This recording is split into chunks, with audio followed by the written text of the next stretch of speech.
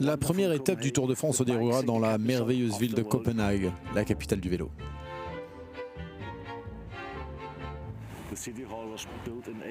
L'hôtel de ville a été construit en 1892 par l'architecte danois Martin Nierop.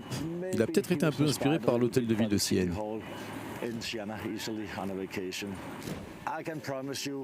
peux vous promettre que lorsque le Tour de France arrivera à Copenhague, les rues seront pleines. Il y aura beaucoup de monde, un petit peu comme lors des championnats du monde en 2011.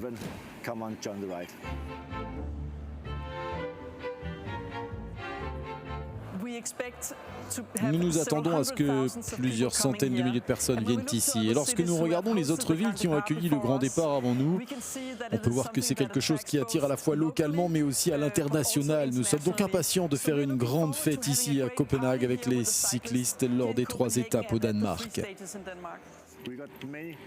Nous avons beaucoup plus de vélos que de voitures à Copenhague. Nous avons beaucoup plus de vélos que de personnes même.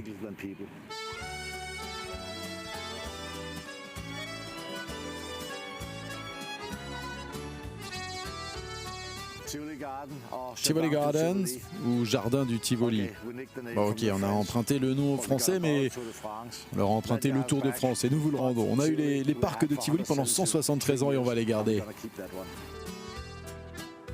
Les célèbres jardins de Tivoli seront ouverts comme d'habitude. Ils accueilleront également la présentation de toutes les équipes du Tour de France le 29 juin prochain.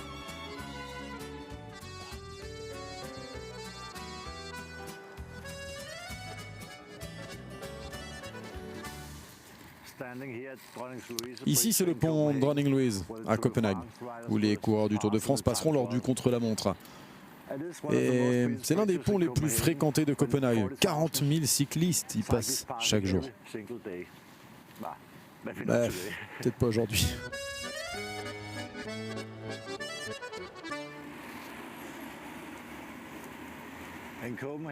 À Copenhague, nous avons plus de 400 km de pistes cyclables.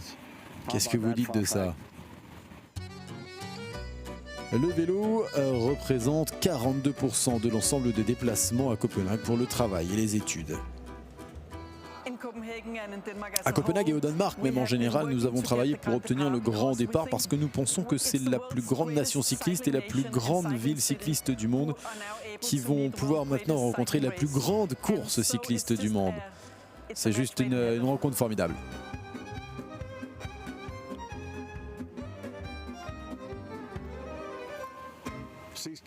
6 km après le début du contre-la-montre, nous avons le virage là, un long et rapide virage à droite qui arrive. Sur la gauche, nous avons la plus grande attraction touristique du Danemark, la Petite Sirène.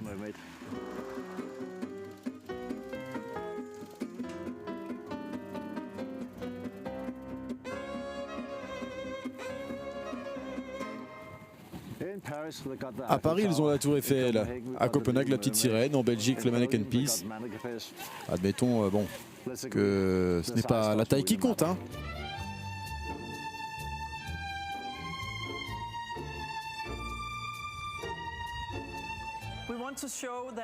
Nous voulons montrer que le cyclisme professionnel va de pair avec le cyclisme de tous les jours. Nous avons donc prévu de nombreuses activités jusqu'au contre-la-montre, mais également le lendemain où les habitants de Copenhague et tous ceux qui viennent à Copenhague pourront faire un parcours de 30 km dans la ville comme les professionnels.